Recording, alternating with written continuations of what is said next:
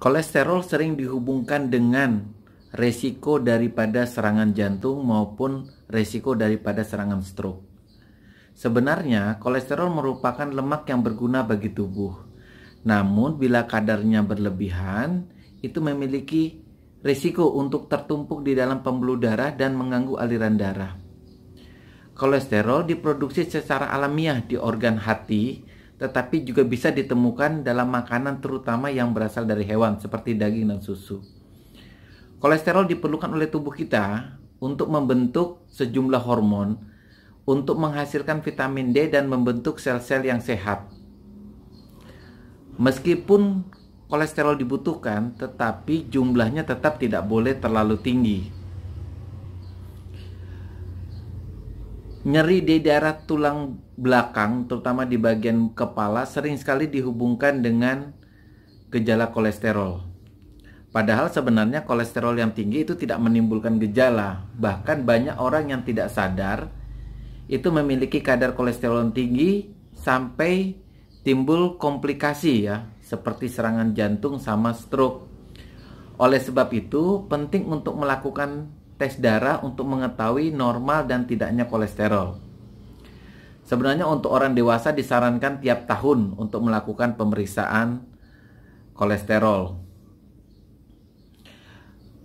Kolesterol dalam batas normal itu dipentingkan untuk apa? Untuk agar tubuh bisa menghasilkan hormon-hormon yang juga hormon itu penting untuk kelangsungan hidup daripada tubuh kita sendiri. Kita mengenal istilahnya kolesterol jahat sama kolesterol baik. Nah, kedua kolesterol ini dihasilkan oleh tubuh kita. Yang disebut dengan kolesterol jahat itu adalah LDL, singkatan dari low density lipoprotein. LDL ini berfungsi membawa kolesterol ke seluruh tubuh melalui pembuluh darah arteri. Apabila kadarnya terlalu tinggi, dia punya risiko untuk menumpuk di dinding pembuluh darah. Sedangkan yang disebut dengan kolesterol baik itu adalah HDL atau high density lipoprotein. Ini berfungsi mengembalikan kolesterol ke dalam hati. Selain kedua jenis kolesterol itu, mungkin rekan-rekan pernah mendengar yang namanya trigliserida. Nah, trigliserida itu agak berbeda dengan kolesterol yang kita ceritakan sebelumnya. Trigliserida itu terbentuk ketika tubuh itu mengubah sisa kalori dari apa yang kita makan yang tidak terpakai oleh tubuh. Jadi kelebihan kalori yang tidak terpakai oleh tubuh inilah yang kemudian disimpan dalam bentuk trigliserida.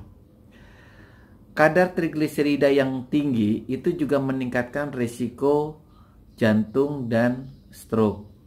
Trigliserida juga diperlukan oleh tubuh kita untuk membentuk sumber energi, agak berbeda dengan kolesterol yang dua sebelumnya disebutkan.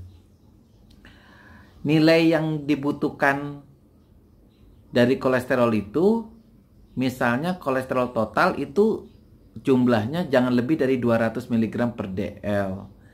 HDL minimal itu 60, kalau bisa lebih. LDL jangan lebih dari 100 mg per dl. Trigliserida jumlahnya kalau bisa maksimal 150 mg per dl. Makin tinggi kadar kolesterol HDL itu makin baik buat tubuh kita. Sebaliknya, makin tinggi kadar kolesterol LDL, trigliserida maupun kolesterol total itu makin buruk buat kesehatan. Jadi kolesterol tinggi itu merupakan gabungan sebenarnya dari kolesterol total, LDL yang tinggi, serta HDL yang rendah.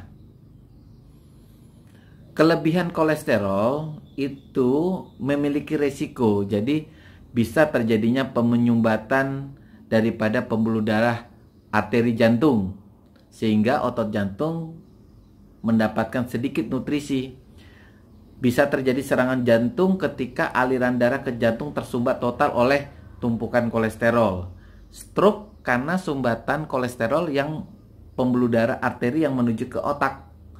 Ada penyakit lagi, penyakit arteri perifer yang disebabkan karena aliran darah ke tungkai itu tersumbat.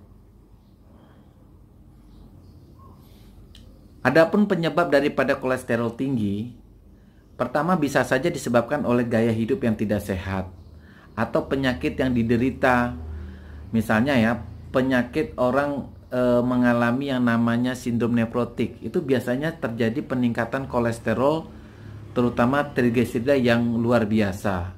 Penderita diabetes, orang dengan obesitas pun demikian.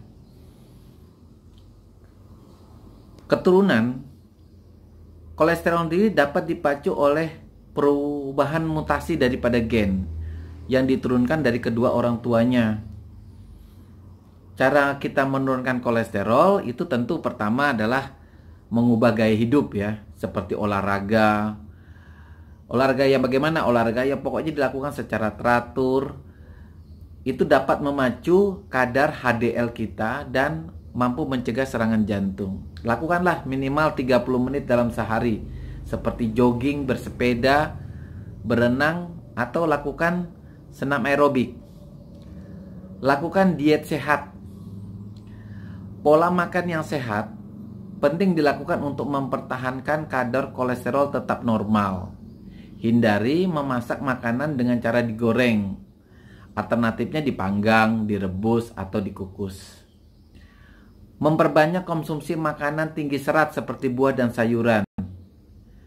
Rekan-rekan hindari saja konsumsi daging merah, jeroan, kuning telur, susu full cream, keju, serta makanan ringan seperti kue biskuit. Perbanyak konsumsi ikan ataupun makanan yang kaya dengan omega 3 seperti misalnya kacang-kacangan. Obat-obatan yang digunakan selama ini untuk menurunkan kadar kolesterol adalah obat-obat golongan statin. Biasanya dokter akan meresepkan seperti simvastatin, atorvastatin. Tapi khusus untuk rekan-rekan yang memiliki kadar trigliserida yang tinggi, biasanya ada obat khusus namanya Vinovibrat. Dapat juga digunakan suplemen omega 3 yang berasal dari minyak ikan dan vitamin B3 atau niacin.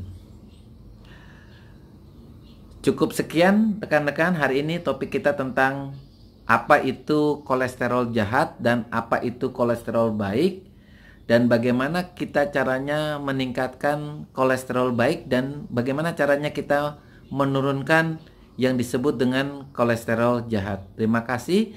Jangan lupa subscribe, like, dan kasih komentar.